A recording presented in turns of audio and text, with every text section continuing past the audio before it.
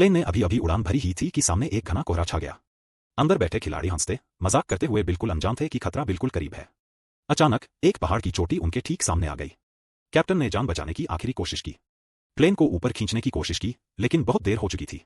Plane पूरी ताकत से पहाड़ से टकरा गया और उसी समय उसका पिछला हिस्सा टूट गया। कई बार टकराने के बाद मलबा आखिरकार एक चट्टान से टकराकर रुका। धीरे धीरे बचे हुए लोग होश में आने लगे। सबने मिलकर सीटें खोलनी शुरू की ताकि दूसरों को बचाया जा सके।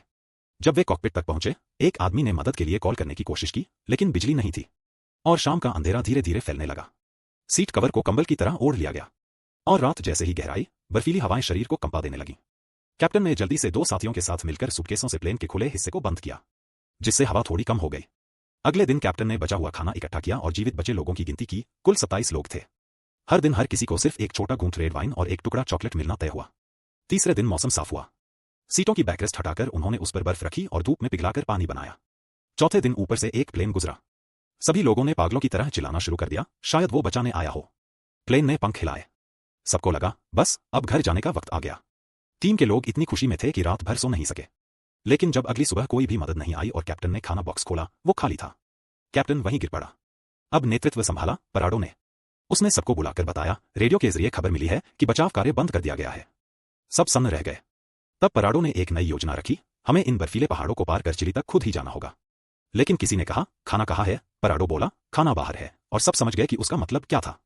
मन मानने को तैयार नहीं था, लेकिन जीने के लिए रास्ता यही बचा था। एक आदमी ने टूटे कांच से कुछ काटा और खा लिया। खाने के बाद वो जमीन पर घुटनों के बल बैठ गया। धीरे धीरे सभी लोग आंसू बहाते हुए आगे बढ़े और वही किया। इस दौरान रेडियो ठीक करने की हर कोशिश नाकाम रही। 61वें दिन पराडो 2 लोगों के साथ फिर निकला, सफर शुरू किया पहाड़ों के पार। दिन में चढ़ाई, रात को पहाड़ों पर शिविर, लेकिन दूर दूर तक सिर्फ बर्फ ही बर्फ थी। फिर भी वे चलते रहे। एक दिन जब वे एक ऊंची चोटी पर पहुंचे, पराडो ने देखा दूर एक पहाड़ बर्फ से ढका नहीं था। उम्मीद जगी। एक साथी तुरंत पीछे लौटकर संदेश देने गया, जबकि पराडो और दूसरा आगे बढ़ते रहे। न जाने कितने दिन चले, लेकिन अंततः वे उस सफेद मौत के संसार से निकलकर एक हरी घाटी में पहुंच गए। पानी देखा और दोनों ने दौड़कर पी लिया। बाद में वे एक बचाव हेलीकॉप्टर लेकर लौटे। हेलीकॉप्टर की आवाज सुनते ही बाकी बचे लोग मलबे से बाहर भागे और खुशी में रोने लगे। आखिरकार वे बच गए थे।